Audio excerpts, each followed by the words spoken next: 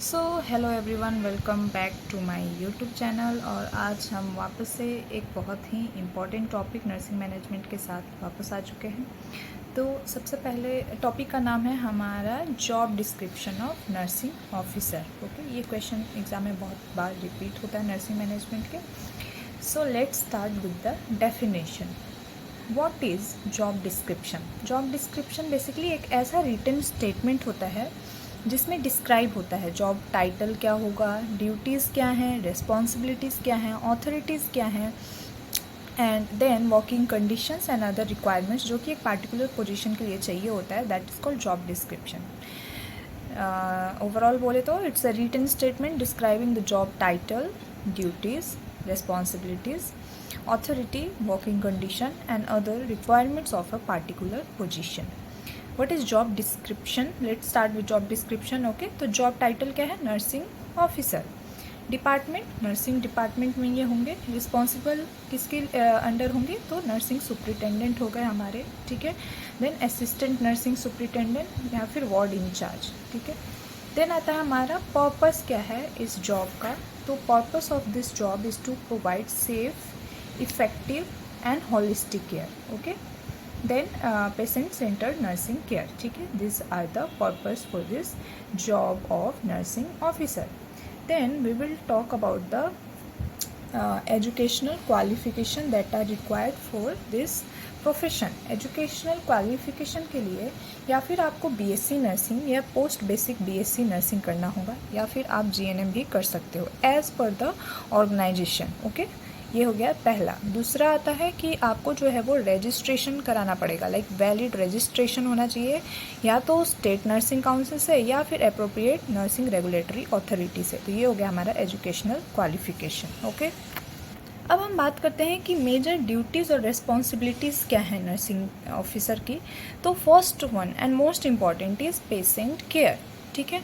तो patient care जो है इसमें क्या क्या आएगा? सबसे पहले तो नर्स का ये रोल है नर्सिंग ऑफिसर का कि वो जो है वो असेस करेंगे पेशेंट के नीड को और आइडेंटिफाई करेंगे कि उसमें कौन से नर्सिंग नीड्स जो है वो एप्लीकेबल होंगे। तो फर्स्ट इज़ पेशेंट केयर, ठीक है।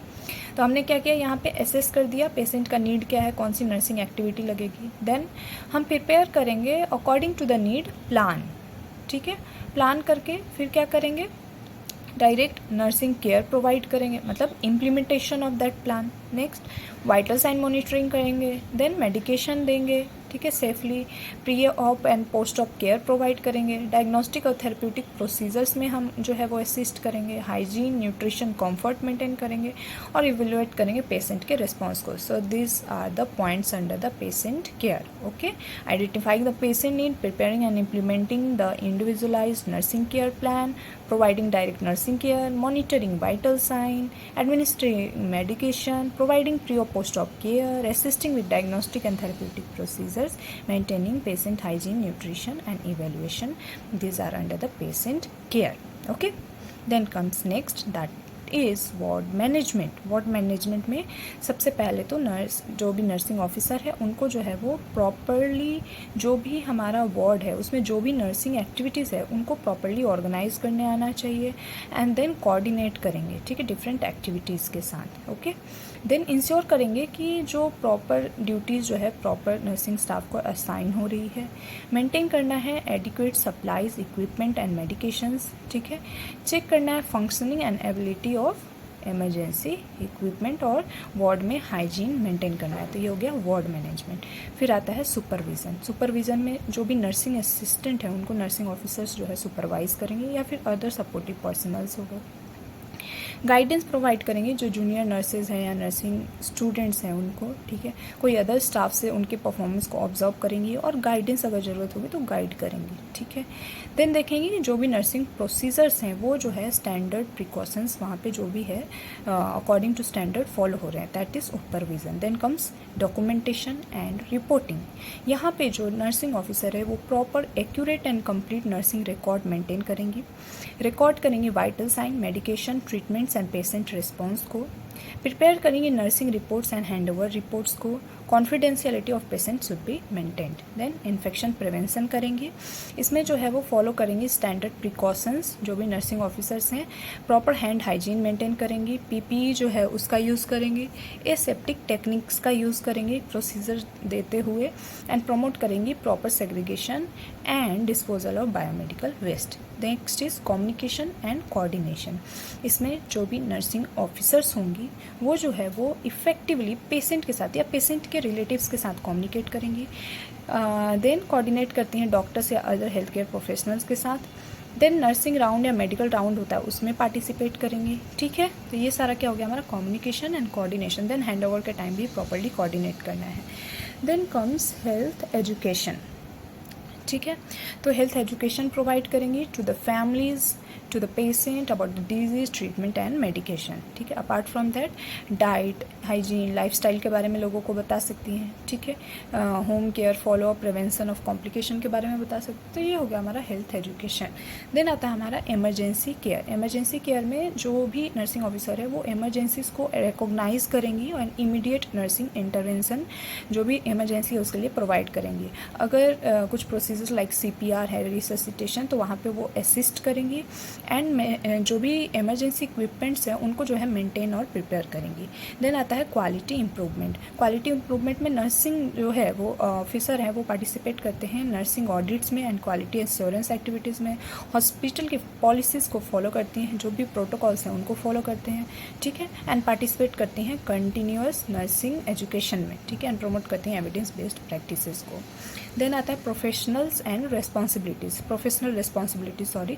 तो यहाँ पे जो भी नर्सिंग ऑफिसर्स है वो professional ethics and discipline maintain करेंगे, पेशेंट के राइट्स, डिग्निटी, प्राइवेसी को मेंटेन करेंगे, रिस्पेक्ट करेंगे, मेंटेन करेंगे प्रोफेशनल कॉम्पिटेंस। ठीक है, पार्टिसिपेट करेंगे रिसर्च, प्रोफेशनल डेवलपमेंट में। ठीक है, then comes the authority. Nursing officers के पास इतनी ऑथोरिटी कि वो नर्सिंग केयर प्रोवाइड कर सके जो भी उनके प्रैक्टिस के विद इन आता है। ठीक है, नर्सिंग केयर को प्रायोरिटाइज कर सके अकॉर्डिंग टू पेशेंट नीड। ठीक है, कोई अनसेफ प्रैक्टिसेस हो रहे तो उनको रिपोर्ट कर सके एंड कोऑर्डिनेट और सुपरवाइज कर सके नर्सिंग एक्टिविटीज़ को। So these are the authorities. ठीक है, देन कम्स वर्किंग रिलेशनशिप। इसमें जो नर्सिंग ऑफिसर है वो कोऑर्डिनेशन के साथ काम करती हैं अदर स्टाफ के साथ, जैसे नर्सिंग एडमिनिस्ट्रेटर हो गया या फिर डॉक्टर्स हो गए, नर्सेज एंड नर्सिंग असिस्टेंट्स हो गए, या फिर पेशेंट हो गए, उनके रिलेटिव हो गए, हॉस्पिटल एडमिनिस्ट्रेटिव स्टाफ्स हो गए। देन आता है वर्किंग कंडीशन। वर्किंग कंडीशन में क्या होता है कि जो भी नर्सिंग ऑफिसर है वो हॉस्पिटल में काम करते हैं, वार्ड्स में, ICU, emergency department and other health care settings में। इसके अलावा वो रोटेशनल शिफ्ट में काम कर सकती हैं या फिर नाइट ड्यूटीज़ हो सकते हैं या फिर हॉलीडेज़ जो भी है। ठीक है, इसमें जो है वो जो भी वर्किंग कंडीशंस है वो ऐसे होते हैं कि इस जॉब में prolong standing, physical activity and management of emergency situations are required. Okay, then comes accountability. Accountability में तो नर्सिंग ऑफिसर अकाउंटेबल होते हैं क्वालिटी और सेफ्टी नर्सिंग केयर के लिए, प्रॉपर मेडिकेशन एडमिनिस्ट्रेशन के लिए, एक्यूरेट डॉक्यूमेंटेशन के लिए, पेशेंट सेफ्टी कॉन्फिडेंशियलिटी के लिए, प्रॉपर यूटिलाइजेशन ऑफ रिसोर्सेज के लिए। So this are under the job description of nursing officer, जिसमें हमने सबसे पहले देखा डेफिनेशन, देन हमने देखा जॉब डिस्क्रिप्शन, जिसमें जॉब टाइटल नर्सिंग ऑफिसर हो गया, डिपार्टमेंट नर्सिंग डिपार्टमेंट, रिस्पॉन्सिबल होंगे नर्सिंग सुपरिटेंडेंट ANS के within, and then purpose of job में हो गया safe effective patient care provide करना। ठीक है, देन हमने देखा क्या एजुकेशनल क्वालिफिकेशन चाहिए, जिसमें हमने देखा पोस्ट BSc नर्सिंग होनी चाहिए।